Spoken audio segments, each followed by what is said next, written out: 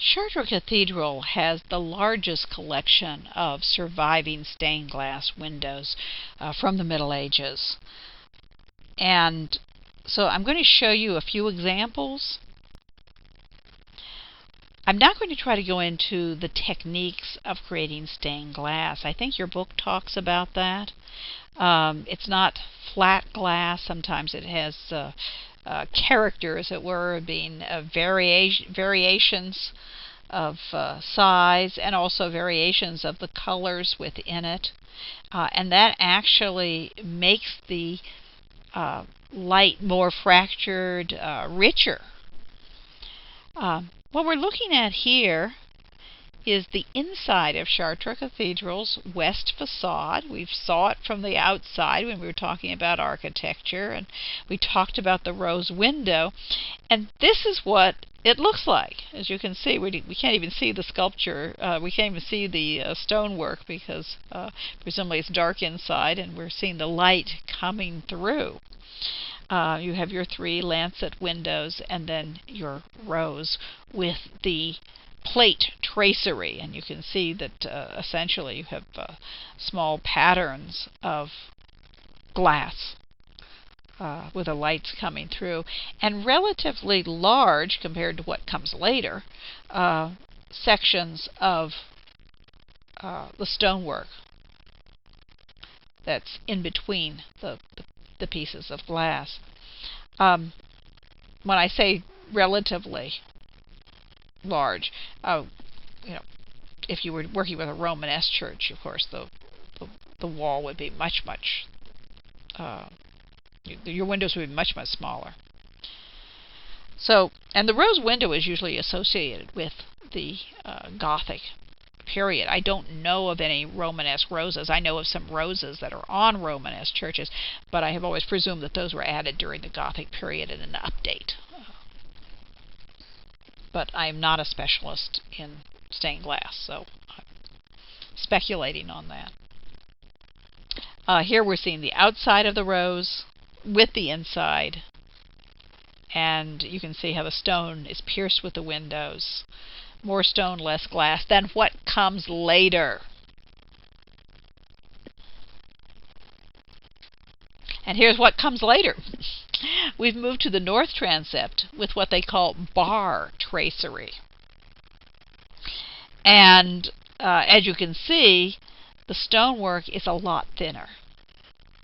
And you can see when we talk about tracery, we're talking about all these linear decorative elements. They're also quite functional as well.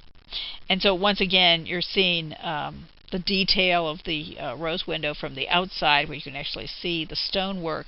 And then when we look at the image from the inside with the light shining through and everything seeming very dark, you can see, of course, more glass.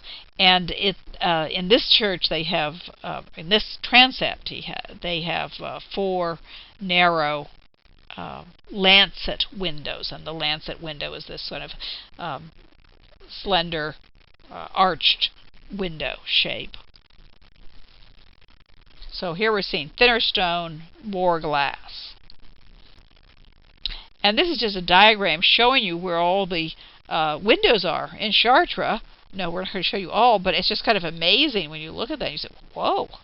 I mean, you can see there are some places where the glass has been destroyed, but most churches, you really have most of the glass destroyed, and you just have to imagine what it would have been like. And now we want to look at one of the most famous and beautiful windows in the church. And this is a window that's not placed up in the clerestory. It's in the choir, in the ambulatory, and so you can actually get close to it. You can actually see it. It's known as Notre de la Belle Verrière, and I hope you'll forgive my inaccurate French pronunciation because I have no ear. But that translates as Our Lady of the Beautiful Window. She dates from about 1170, late 12th century, and the angels along the side were added in the 13th century. Now, you're probably pretty familiar with some of this iconography already. We see Mary holding the Christ child in her lap. He is blessing. He has all the awareness of an adult, even though he's a child. That's because he's a divine child. And she then is the throne of wisdom. Above her head, we see the dove of the Holy Spirit. And remember that Mary conceived of the Holy Spirit. So presumably a reference to that. And of course, on either side, the two angels are sensing. They're swinging censers, and censers are metal. They've got to be metal. They're usually beautiful metal vessels that contain burning incense. And in all pictures, they're always swinging them, and angels very often are swinging them. I always wonder if that would be a fire hazard. But you have to imagine they're wafting incense around her is what's going on. And you'll notice she is wearing a crown, so she is the Queen of Heaven. The pose is very similar to what we've seen so far with Romanesque churches, but she doesn't look quite as stiff, even though this is a very linear material. You have to, of course, paint things like the eyes and some of the details on. Very, very rich. Just have to imagine the light shining through these colors and really making them glow. She is the Sede Sapientia, the throne of wisdom, Christ as holy wisdom. As you can see, he's quite awake, he's quite aware. He's blessing, he looks like a miniature adult, and he is holy wisdom himself. He's within her body, it unifies the figures, and of course we have these rich blues and reds, and you can even see some of the variations of color. You know, it's not just one shade of red or one shade of blue. The black lines, of course, are leading that holds these irregular shapes of glass together. And then things that you just simply can't do that way, such as there's an inscription there, or the facial features, those would have been painted on and fired with the glass. And I'm just going to take you through some of these windows and not talk to you in great deal about them. This window has the theme of the life of Christ, and you can see here, I guess I've got those out of order. The Visitation, no, that's the order. Visitation, that is the order. Visitation, Nativity, there's the Magi coming, and there is Mary crowned like a queen on a throne with the Christ child, but the two together become the adoration of the Magi. And as you can see, there are many other scenes within this window. A window dedicated to Adam and Eve, and you can see some of the Genesis scenes here.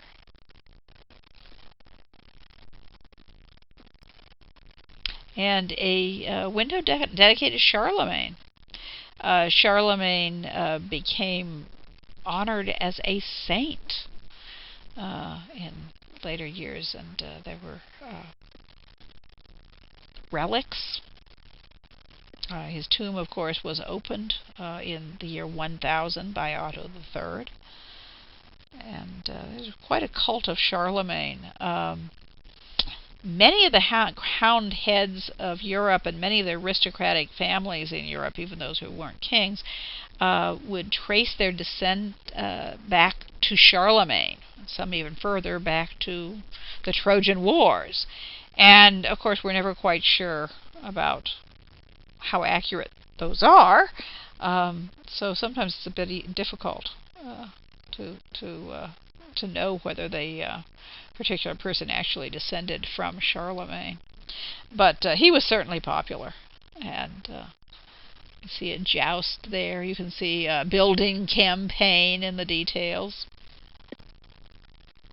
And although this was said about Saint Denis rather than Chartres, I thought I would once again quote Abbot Suger at you. He actually, of course, was not talking about stained glass windows, but he could have been, because it is at his church, and the rebuilding of the choir of his church is the first Gothic structure. And they're doing that wonderful opening up the walls and having larger stained glass windows and having ribbed vaults, all at Saint Denis. And so he's talking about this work. Bright is the noble work, but being nobly bright, the work should brighten the minds, so that they may travel through the true lights to the true light, where Christ is the true door. The dull mind rises to the truth through material things, and seeing this light is resurrected from its former submersion. So this becomes a way of using the aesthetic experience, the artwork, the architecture, and specifically the light shining through the stained glass, as a way of encouraging a kind of aesthetic spiritual experience. Every once in a while people will say, you shouldn't use material things. Well, what are you going to use? We're in the material world. And so Suger recognizes that. And he shows you, for example, with all of this light, that you can, and perhaps he doesn't say verticality, but we'd say the verticality, the light, all of these characteristics of the Gothic. People often say that they feel like their soul is traveling upward, toward heaven, and so I think he's really has an idea of the possibilities of how light and artwork can affect the worshipper. And so the dull mind rises to truth through material things. That's what we know. But it rises. One place he says, in an anagogical manner. And seeing this light, and of course Christ is the light, is resurrected from its former submersion